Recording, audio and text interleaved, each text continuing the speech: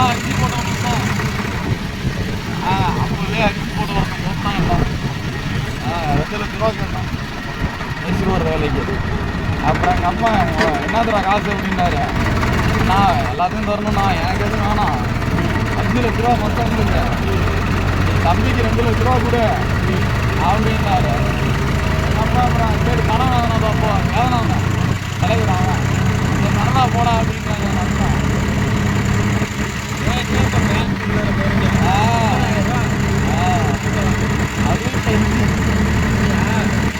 எனக்கு பின்னாடி நான் வரலான்னு வரலாம் 5 லட்ச ரூபா கொடுத்து வேற ஒரு நேரம்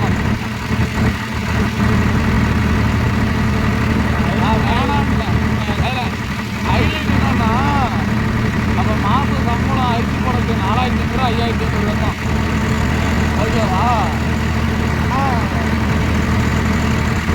நான் பேசிடுறோம்ல, நான் 1 லட்சம் கட்டிடுறேன், தம்பிக்கு நீங்கள் மாதம் மாதம் 10,000 5000 கொடுத்தா கூட நான் வாங்கிக்கிறேன். ஒரு லட்சம் மட்டும் நீ கொடுத்தா 1 லட்சம் தம்பி வேலைக்கு போய் சம்பாதிச்சு 1 லட்சம் தருத்தோம், அரிசி விட்டு சக்கரை விட்டு தருத்தோம் அப்படின்னு கேட்டான். என்ன காலம் பண்ணோம் ஒரு முடக்க வேணாண்டா அப்படின்னு இல்லை நான் வேணான்ட்டேன். அப்புறம் எங்கள் அப்பா சரி அவன் போகணுன்றான், நான் என்ன பண்ணுறேன்.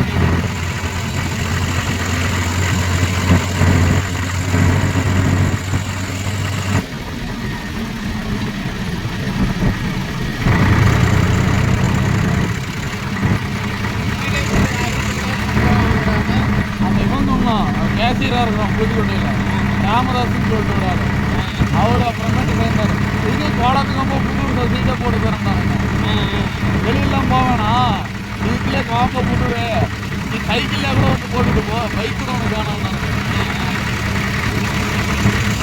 அவன் ஒரு பழைய ஸ்கூட்டி கிடந்துச்சு, அதை எடுத்து யூஸ் பண்ணிக்கப்பா அப்படின்னா இல்லைன்னா தான் அவன் பொண்ணு தரலான்னு எயிட் பண்ணான்.